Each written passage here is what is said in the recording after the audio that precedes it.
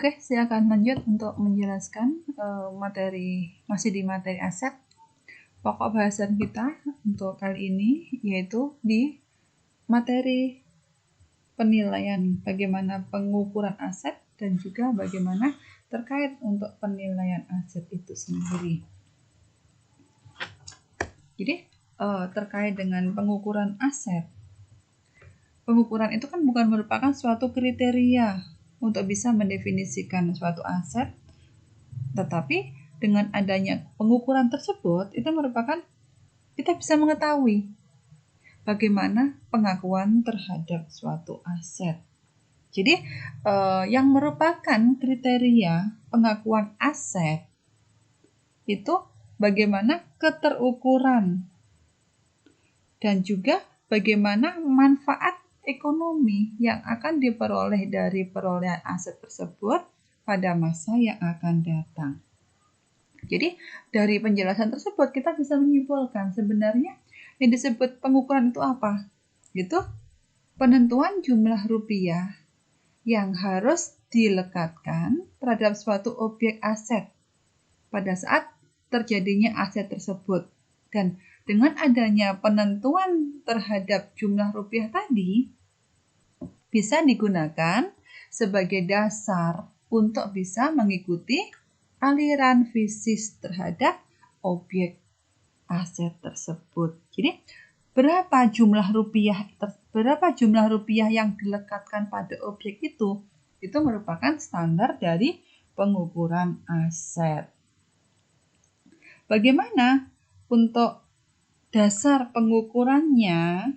Pertama, dengan dasar pada kontinuitas usaha. Usaha yang ada dalam suatu entitas itu harus ada keberlanjutannya, harus berjalan secara terus-menerus. Dan dengan dasar konsep kontinuitas usaha tersebut, maka terhadap sumber ekonomi aset itu ada tiga perlakuan, ada 3 tahap di sini, yaitu pertama terkait dengan pemerolehannya. Pemerolehannya aset itu dari mana sumbernya? Pengolahan. Kemudian setelah pengolahan atau proses itu kemudian yang ketiga yaitu penjualan atau penyerahan. Jadi tahapnya tadi untuk konsep kontinuitas usaha, konsep keberlanjutan dari sumber ekonomi itu mengalami 3 tahap. Pertama, bagaimana pemerolehan sumber ekonomi tersebut? Setelah diperoleh, kemudian kan diproses. Bagaimana pengolahan, pemrosesannya? Kemudian setelah diproses, diserahkan kepada konsumennya. Bagaimana penyerahannya? Bagaimana penjualannya? Nah, yang penjualan tadi atau penyerahan tadi itu merupakan tahap terakhir. Kenapa?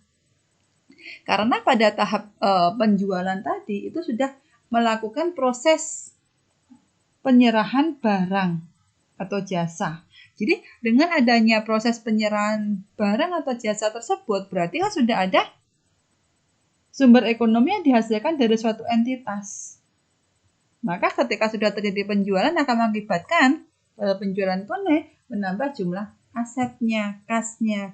Kalau kredit berarti menambah ke jumlah piutang. Jadi dalam secara akuntansi kita bisa merepresentasikan dari semua aliran yang terjadi pada sumber ekonomi tadi itu dasarnya dari berapa jumlah rupiah yang dikeluarkan. Sehingga kita bisa sumber informasi dari suatu entitas itu dinilai dari apa? Berapa sumber rupiah yang dikeluarkan dari entitas tersebut? Berapa jumlahnya? Jadi cost itu dapat digunakan sebagai dasar untuk mengikuti aliran fisis dari suatu kegiatan ekonomi atau badan usaha. Maka sebagai suatu aliran informasi, cost itu ada 3 tahap perlakuan. Nih, tahap perlakuannya seperti apa? Pertama, ini pengukuran, pengakuan, klasifikasi. Jadi diakui dulu kalau suatu objek itu merupakan pemilik dari suatu entitas. Kemudian Setelah diukur, kemudian diakui dari satu entitas, kemudian diklasifikasikan. Ya, jadi di sini untuk tahap pertama ini merupakan tahap pengukuran. Yang kedua di sini tahap penelusuran. Yang ketiga itu merupakan tahap pembebanan. Jadi tahap yang kedua tadi setelah kita mengetahui, kita mengukur. Yang kedua kemudian dicatat. Jadi untuk bisa mengetahui, untuk bisa mengikuti bagaimana perkembangan dari aliran bisnis suatu aset, pendistribusian, penggabungan dari kepentingan internal, itu dilakukan dengan cara penelusuran dari setiap tahap untuk menghasilkan suatu produk. Penelusurannya seperti apa, tracingnya kayak gimana, itu tahap yang kedua. Setelah itu tahap yang ketiga yaitu adanya pembebanan. Pembebanan ke pendapatan pada periode berjalan dan juga masuk ke periode yang akan datang. Jadi untuk kos yang belum terjadi beban pendapatan itu akan tetap melekat ke objek dari aset badan usaha. Maka itu semua masuk tahapnya ke tahap apa? Tahap ketiga, pembebanan. Pembebanan ke pendapatan. Jadi kemudian pertama diukur, ditelusuri itu masuk kemana, kemudian pembebanannya ke akun pendapatan dari suatu entitas. Itu tahap perlakuan akuntansi dari suatu aset. Kita bisa lihat dari gambar di sini. Untuk tahap perlakuan sumber ekonominya, dari cost itu seperti apa? Jadi yang pertama ada aliran bisnis terlebih dahulu. Jadi dari gambar di sini kita bisa melihat bagaimana perlakuan objek dan juga bagaimana perlakuan cost sebagai pengukurnya. Jadi secara konseptual sumber ekonomi itu diperlakukan terlebih dahulu awalnya itu sebagai suatu aset. Kemudian setelah diperlakukan sebagai suatu aset, itu diperlakukan sebagai biaya. Ya kan? Sebagai suatu biaya ketika suatu aset tersebut dianggap telah keluar dari kesatuan usaha sehingga bisa mendatangkan suatu pendapatan. Jadi pertama adanya suatu aset terlebih dahulu. Asetnya itu berupa apa? Ini kan ada kita misalnya pemerolehannya. Nih ada asetnya di sini. Asetnya berupa barang yang dimiliki oleh suatu entitas. Ada bahan baku, ada sumber daya manusianya di sini. Ada di sini berupa bahan bakunya tadi. Bahan baku kemudian dimasukkan dalam suatu mesin. Diolah, ini ada gambar lampu kan diproses mesinnya tadi. Diproses, ini mengeluarkan suatu biaya sehingga bisa setelah diolah tadi bisa menghasilkan suatu produk. Produknya kemudian diserahkan ke pembelinya. Ini merupakan suatu kesatuan usaha. Jadi, untuk teknis pembukuan atau karena alasan kepraktisan, semua sumber ekonomi tadi langsung dicatat sebagai upaya atau biaya, sehingga kosnya di sini didebet ke akun biaya.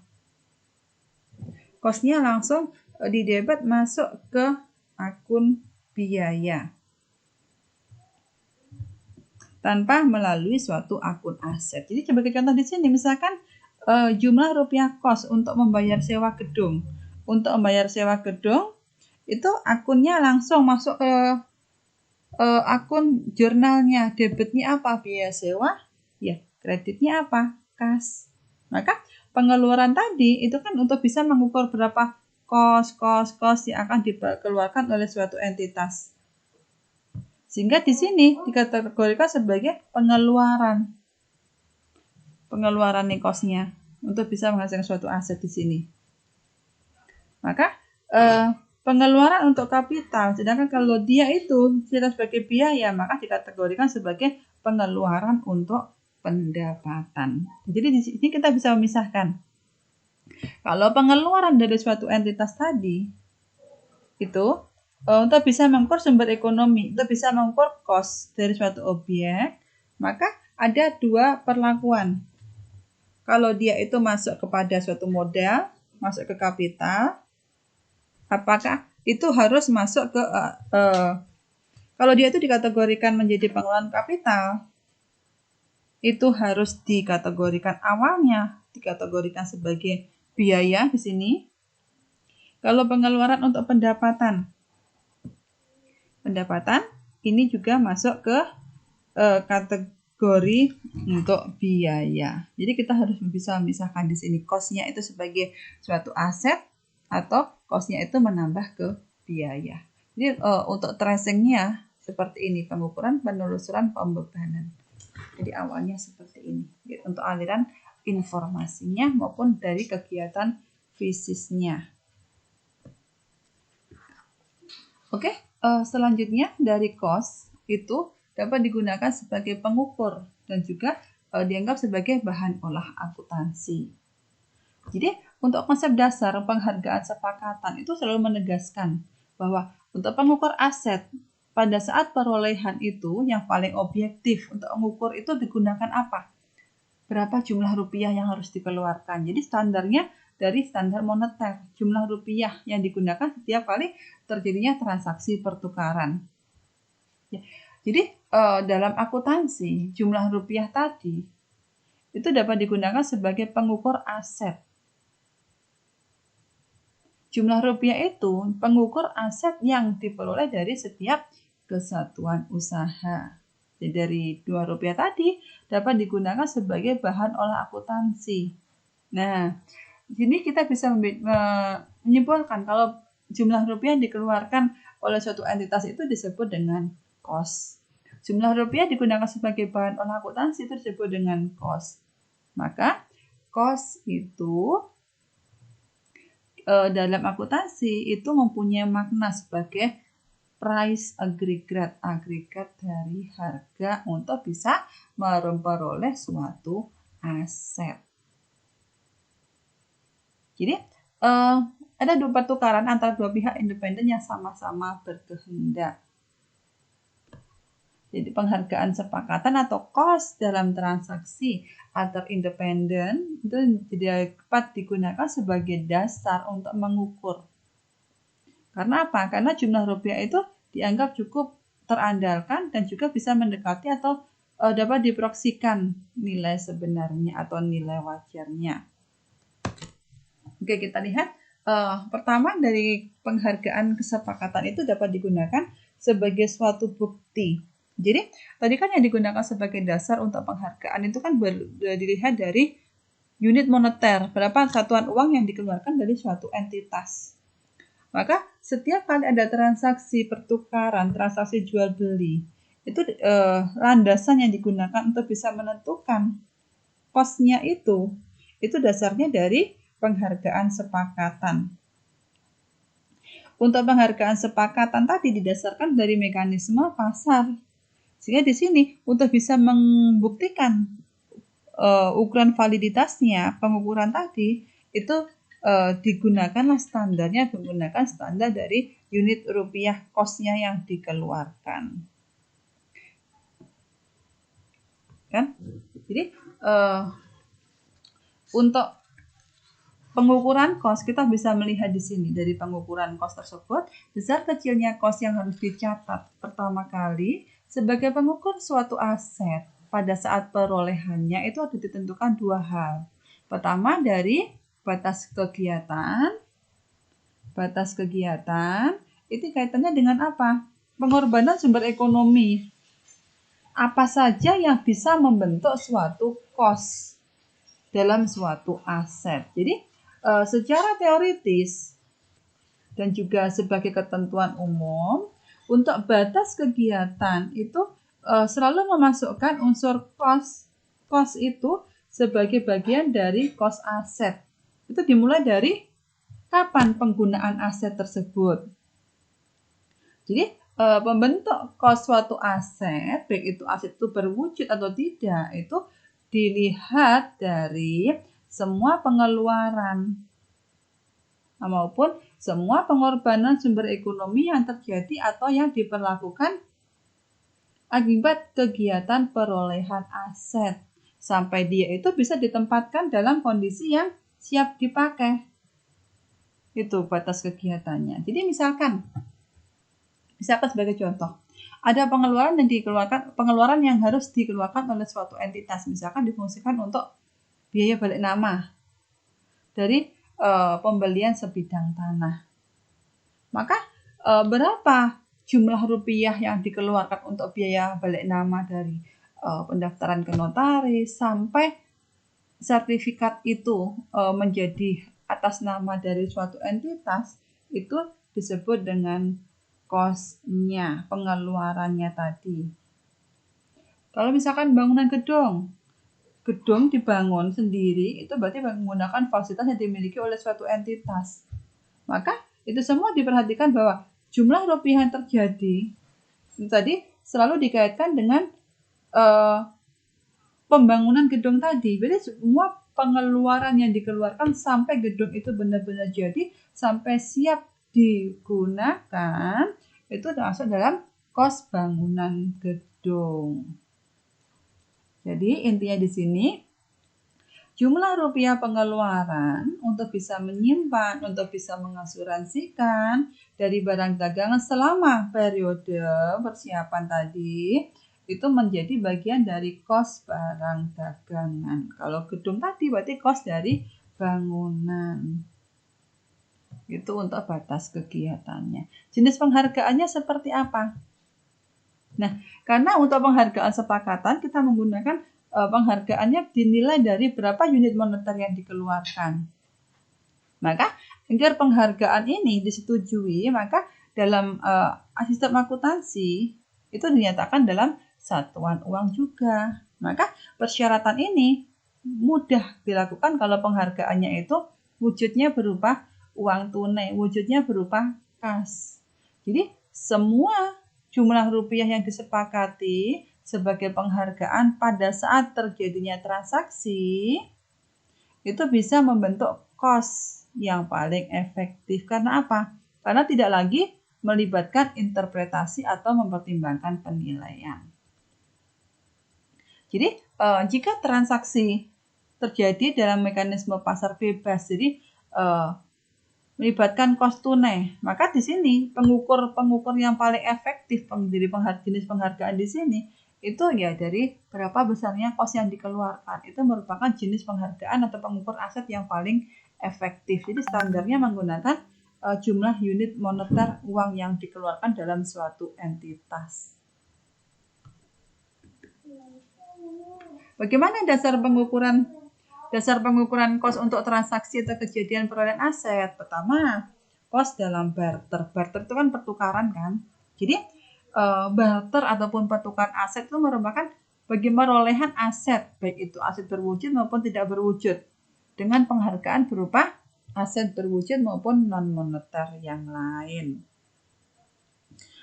Maka untuk pengukuran aset yang diperoleh dari barter itu tadi tergantung dari apakah aset yang dipertukarkan itu sejenis atau pertukarannya dari yang tidak sejenis. Jadi kalau misalkan dari suatu entitas itu mempunyai aset berupa truk dan pick up, berarti kan itu sejenis kan, fungsinya kan sama kan untuk mengirim barang. Maka jika truk dan pick up itu ditukarkan dengan pick up, berarti kan masih dalam aset sejenis.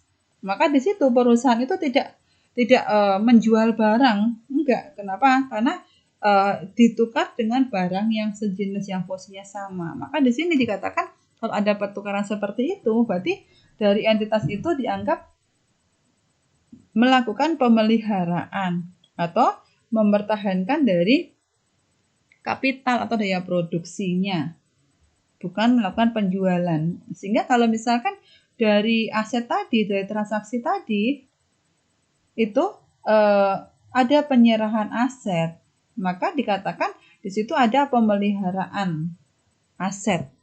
Jadi asetnya awalnya misalkan kurang bagus, akhirnya diperbaiki, akhirnya dirubah menjadi yang baik. Maka di situ dikatakan dari entitas itu tidak menjual barangnya, tetapi hanya bertukarkan barangnya saja. Itu untuk yang kalau misalkan barter ya dengan barang yang sejenis. Bagaimana kalau pertukaran yang tidak sejenis?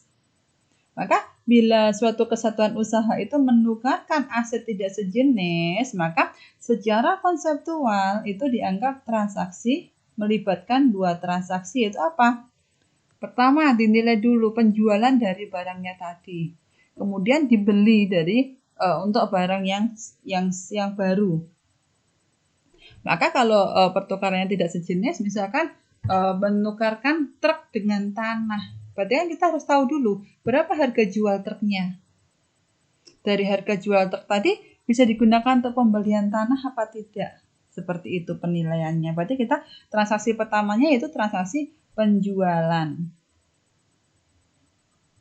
Jadi kalau ada transaksi seperti itu, berarti suatu entitas itu menjual aset yang diserahkan secara tunai. Kemudian dari penjualan tadi, itu difungsikan untuk membeli barang yang baru atau aset yang baru. Maka dengan dijualnya aset, kontribusi aset untuk pembentukan pendapatan kan telah selesai. Awalnya truk tadi bisa digunakan untuk pendistribusian barang. Tetapi karena sudah dijual, kan sudah selesai. Maka diganti dengan penjualan aset tadi, pembelian aset yang baru tadi. Dan itu kalau misalkan ada transaksi mengakibatkan keuntungan atau kerugian di sini, berarti akan masuk dalam laporan laba rugi. Berarti Anda di sini harus bisa membedakan bagaimana cost dalam barter. Ada pertukaran sejenis dan pertukaran tidak sejenis barang yang ditukarkan. Oke, selanjutnya dalam barter itu dapat pula terjadi kas sebagai tombok. Nah, di sini pertukaran tak sejenis tanpa pembayaran tombok. Maksudnya gimana?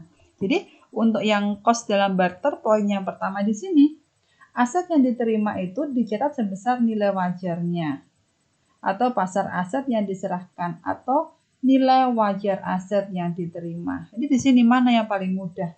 Didasarkan pada nilai wajar pada saat terjadinya penyerahan atau dasarnya dari nilai wajar aset yang diterima. Maka kalau muncul untung atau laba atau rugi, itu akan muncul pada saat terjadinya pertukaran. Yang kedua, ada pertukaran tak sejenis dengan pembayaran tombok tadi. Kalau misalkan ada pertukaran truk dengan tanah, berarti kan di sini ada penjualan harga jualnya truk tadi dibelikan tanah. Itu ada penambahan enggak? Ada tambahan uang yang harus dikeluarkan entitas? Tidak. Jadi aset yang diterima itu dicatat sebesar nilai pasar aset yang diserahkan. Kemudian ditambah tombok atau nilai wajar pasar aset. Misalkan truknya harganya 100 juta, tanahnya harganya 125 juta. Berarti di sini untuk asetnya kan akan diserahkan dulu seharga uangnya diserahkan sebesar 100 juta. Berarti untuk bisa mendapatkan tanah harus membayar lagi senilai 25 juta. Jadi total yang harus dikeluarkan entitas untuk bisa memperoleh aset yang baru itu 125 juta. Jadi nilai pasar aset yang diserahkan itu menunjukkan kas yang akan diterima. Jadi seandainya aset tersebut dijual, laba atau rugi yang timbul itu diakui pada saat terjadinya pertukaran. Kalau tanpa pembayaran ya sama. Jadi sebesar nilai buku atau sebesar nilai pasar wajar asetnya. Mana yang paling rendah? Kalau terjadi untung, maka untungnya tidak diakui. Kalau rugi, maka rugi itu harus diakui pada saat terjadinya transaksi. Yang keempat, pertukaran sejenis dengan pembayaran tombok. Aset yang diterima dicatat sebesar nilai buku aset yang diserahkan. Kemudian ditambah besarnya uang yang harus dikeluarkan. Jadi selisihnya sebesar nilai pasarnya itu berapa. Ini juga berarti bahwa kalau terjadi untung, maka untung tidak diakui. Dan sebaliknya kalau rugi, maka rugi itu harus diakui pada saat transaksi. Kalau penerimaan tombok seperti apa? Ya, kalau tombok di sini pertukaran sejenis dengan penerimaan tombok. Jadi kalau ada transaksi seperti ini terus terjadi rugi, maka aset yang diterima itu dicatat sebesar harga pasar aset. Harga pasar asetnya berapa? kemudian dikurangi kas yang diterima. Jadi kalau misalkan terjadi rugi, maka ruginya diakui semua pada saat terjadinya transaksi. Maka kalau ada laba, berarti aset yang diterima tadi akan dicatat sebesar nilai buku asetnya. Maka di sini untuk pertukaran sejenis dengan penerimaan baik itu tombok, itu merupakan transaksi campuran, yaitu aset yang diserahkan sebagian ditukar dengan aset sejenis dan sebagian yang lain ditukar dengan aset tak sejenis, atau bisa di sini bisa menambah kasnya bagi suatu entitas. Oke? Ini satu poin untuk pengukuran cost. Cost itu diperoleh dengan cara barter. Oke? Pada bahasan ini saya akan kasih kuis kepada Anda. Oke, kuisnya apa? Coba Anda jelaskan bagaimana cara mengukur cost untuk berbagai penghargaan. Satu aja kuis itu Anda kerjakan ya nanti. Bagaimana cara mengukur cost untuk berbagai penghargaan, consideration. Caranya seperti apa? Oke, selanjutnya dari pengukuran cost itu, untuk selanjutnya ada saham sebagai penghargaan. Jadi saham kan bukti kepemilikan investor atau kepada suatu perusahaan. Bukti kepemilikannya berupa saham, kepemilikan seseorang terhadap suatu entitas. Jadi tanda pemilikannya berupa lembar saham yang dimiliki. Saham sebagai penghargaan itu merupakan salah satu bentuk perolehan aset dengan barter. Jadi dalam suatu kasus transaksi yang menggunakan saham perusahaan sebagai penghargaan untuk barang dan jasa yang diperoleh, maka nilai nominal untuk tiap saham itu tidak dapat merepresentasikan berapa cost yang sebenarnya pada transaksi.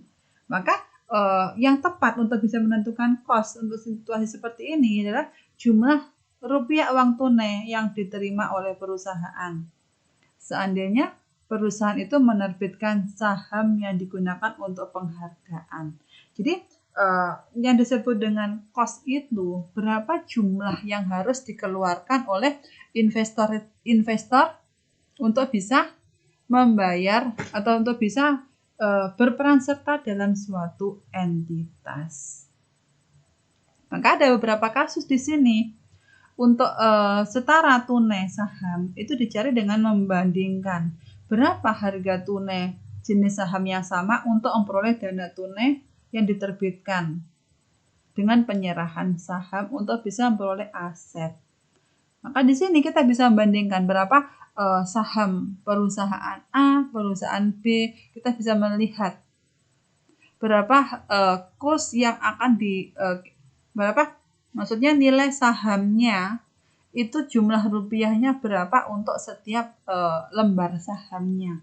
Jadi kita bisa menilai dari saham sebagai penghargaan ini berdasarkan jumlah rupiah yang harus dibayarkan untuk bisa memiliki saham tersebut. Yang kedua, cost dalam reorganisasi. Maka upaya yang agar perusahaan bisa berjalan optimal ya dengan melakukan reorganisasi di sini. Bila suatu perusahaan sudah berjalan atau beroperasi lama, kemudian mengalami reorganisasi, maka perusahaan tersebut mempunyai data cost yang memadai. Untuk apa? Untuk bisa menentukan cost aset yang dikuasai. Tujuan reorganisasi itu untuk apa sih? Untuk bisa menentukan berapa nilai perusahaan pada saat ini. Nah, kita perlu menentukan taksirannya nilai wajar aset perusahaan itu berapa. Kita melihat dasar dari penentuan nilai wajar aset ya nilai saat ini dari suatu aset itu berapa. Jadi dianggap bahwa aset perusahaan merupakan suatu kesatuan berbagai aset yang baru saja dibeli. Itu dari reorganisasi kita harus menilai dulu berapa nilai aset pada kita yang pada saat ini. Yang keempat, hadiah atau hibah.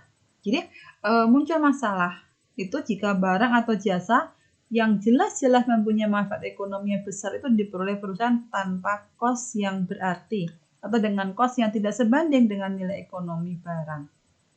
Misalkan ada gedung dan tanah yang diperoleh perusahaan melalui sumbangan atau hibah. Berarti di sini sumbangan, kita bisa mendapatkan gedung itu kan tanpa mengeluarkan biaya kan, tanpa mengeluarkan kas tunai. Maka itu dikatakan perolehan gedung yang dapat dari hibah atau sumbangan tadi, maka pemerolehannya tanpa kos. Maka di sini tetap kita harus mencatat kekayaan tersebut berdasarkan berapa sih sebenarnya nilai wajar gedung yang kita peroleh dari sumbangan tadi. Nilai implisitnya berapa? Kenapa? Karena setiap fasilitas atau faktor ekonomi yang digunakan dalam operasi perusahaan tanpa memandang asal muasal aset tersebut itu harus dilakukan dengan sesama sebagai suatu potensi jasa. Maka walaupun mendapatkan aset itu dari hadiah atau hibah, kita perlu untuk melihat berapa nilai wajar aset tersebut. Kita tetap perlu mengetahui berapa potensi jasa yang akan kita peroleh dengan adanya aset tersebut. Selanjutnya, kos dalam pembelian kredit. Jadi, dengan sistem pembelian kredit, untuk nilai faktor uang itu dapat digunakan sebagai faktor yang sangat penting untuk bisa mengukur kos yang sebenarnya. Jadi kos yang sebenarnya dalam transaksi kredit itu bukan berapa sih nilai kontrak yang harus dilunasi dalam beberapa kali angsuran, tetapi dasarnya dari kos yang sebenarnya pada saat transaksi. Terus selanjutnya potongan tunai dan keringanan. Kos itu akan tercatat terlalu tinggi kalau potongan tunai dan keringanannya tidak dikurangkan terhadap harga sepakatan. Jadi secara teknis pembukuan memang di sini dimungkinkan untuk mendebet harga faktur bruto dalam akun aset. Jadi pembelian yang semata-mata merupakan langkah pertama dalam upaya untuk bisa menghasilkan pendapatan. Jadi ketika ada potongan tunai, maka potongan yang dimanfaatkan oleh pembeli itu dianggap sebagai laba. Maka di sini tidak sejalan dengan konsep yang mendasari bahwa laba itu kan diperoleh dari proses pembelian atau pemerolehan potensi jasa.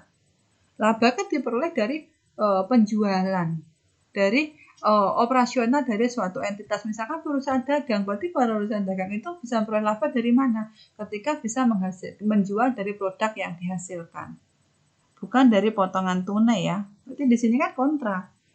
Untuk yang di teori ini potongan tunai itu kan menghasilkan laba. Kalau ada potongan berarti dianggap sebagai laba, padahal tidak. Jadi karena apa? Karena pembelian ini kan merupakan langkah pertama dalam upaya menghasilkan pendapatan. Misalkan Anda membeli mesin, harusnya mesin itu harganya 200 juta. Anda beli harganya seharga 175 juta. Apakah 25 itu masuk ke laba? Bukan, itu bukan masuk ke kategori laba. Jadi perusahaan yang dikelola dengan baik melewatkan potongan merupakan suatu kesalahan yang mengakibatkan rugi. Rugi bukan merupakan sumber ekonomi dan karena tidak selayaknya kalau dicatat sebagai aset. Oke. Selanjutnya, rugi dalam pemerolehan aset. Sebelum pendapatan terjadi yang ditimbulkan oleh upaya yang direpresentasikan oleh biaya, maka kos semata-mata mengalami penghimpunan, penggabungan dan juga reklasifikasi. Maka kos yang dihimpun tersebut bisa menggambarkan aset kalau aset tersebut belum dikeluarkan sebagai biaya. Tetapi bisa terjadi karena sesuatu hal atau misalkan ada keadaan yang tidak normal, maka potensi tersebut akan mengakibatkan kemampuan atau daya dalam menghasilkan pendapatan itu akan bertambah pada masa yang akan datang. Jadi kalau jadi rugi, hendaknya tidak dikapitalisasi atau tidak diasetkan. Karena apa? Karena kriteria manfaat ekonomi masa datang itu tidak dipenuhi kalau Anda mengakui adanya rugi. Oke, ini saya kira penjelasan untuk pengukuran dari aset sampai ke rugi pemerolehan aset. Untuk penjelasannya saya kira sudah. Saya kasih kuis lagi, jadi kuisnya 2 ya.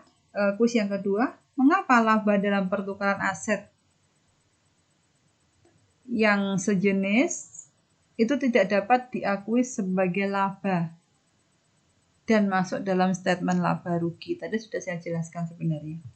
Mengapa laba dalam pertukaran aset non-moneter sejenis tidak dapat diakui sebagai laba dan masuk dalam statement laba rugi? Pertukaran aset sejenis ya, Anda ingat itu. Oke, silakan Anda jawab nanti di forum diskusi. Untuk kali ini saya akhiri penjelasan dari saya. Akhir kata, Assalamualaikum warahmatullahi wabarakatuh.